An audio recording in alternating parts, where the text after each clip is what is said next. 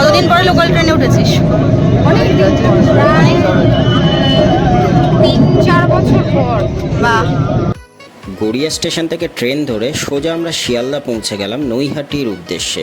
তো শিয়ালদা থেকে সরাসরি নৈহাটি লোকাল ধরে চারজনে মিলে বেরিয়ে পড়েছিলাম দুটো জায়গায় যাব বলে। তো প্রথম জায়গাটা কি সেটা দেখতেই পাবে কিছুক্ষণের মধ্যেই, এবং ভিডিওটা স্কিপ না করে পুরোটা দেখো, তাহলে জানতে পারবে কোথায় যাচ্ছি আমরা। সবাই এখান থেকে আমরা ডালা নিয়ে সরাসরি চলে গেলাম লাইনে।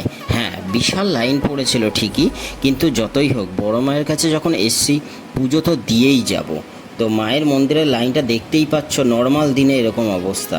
তো আমরা বললাম যে নিশ্চয়ই মায়ের আশীর্বাদের জন্যই সবাই আসে, এবং আমরাও সেই আশীর্বাদের জন্যই মায়ের কাছে পুজো দিতে চলে এলাম। তো অনেক দিনের ইচ্ছে ছিল, আজ পূর্ণ হলো। আস্তে আস্তে লাইন ধরে এগিয়ে গেলাম সোজা মন্দির প্রাঙ্গণে, আর গিয়ে দেখি ওখানে বিরাট পুজোর অনুষ্ঠান চলছে।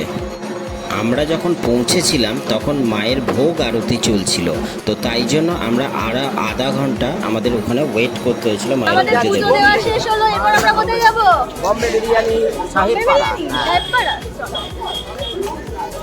পুজো দেওয়াটা তো প্রথম কারণ ছিল, এবং দ্বিতীয় কারণটা ছিল বম্বে বিরিয়ানি। ওখানকার বম্বে বিরিয়ানি খুব ফেমাস। তো সবাই মিলে পুজো দিয়ে একটু ফুচকা খেলাম, ফুচকা খেয়ে সোজা চলে গেলাম বম্বে বিরিয়ানির উদ্দেশ্যে।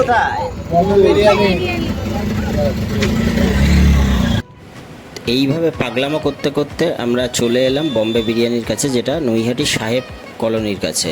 তো এখানে এসে আমরা সোজা একে একে সিঁড়ি দিয়ে উঠে গেলাম বম্বে বিরিয়ানির, যেটা পুরনো আউটলেট। তো সত্যি ওখানে অ্যাম্বিয়েন্সটা বলবো না যে খুব ভালো ছিল বা খুব খারাপ ছিল, মোটামুটি ছিল। তো মটন নাচাচ্ছে দাদা, একদম রেওয়াজি পিস আছে। কত গ্রাম? এসে গেছে গরম গরম ফিশ ফ্রাই, পিওর ভেটকি তো? অরিজিনাল ভেটকি একদম। বাহ। টেস্ট করে দেখে বুঝতে পারবেন।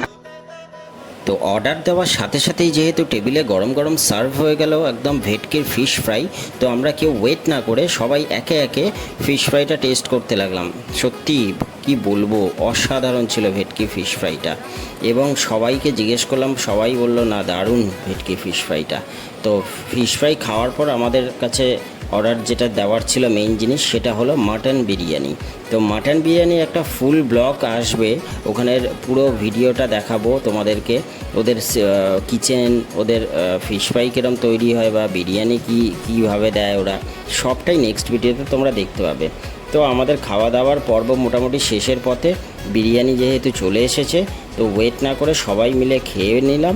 খেয়ে দিয়ে সোজা একদম কোথায় যাব? বাড়ি। তো বাড়ির উদ্দেশ্যে তো যেতেই হবে, তার জন্য বেশি ওয়েট না করে সবাই মিলে তাড়াতাড়ি করে এবং পার্সেলও নিয়ে নিলাম কিছু।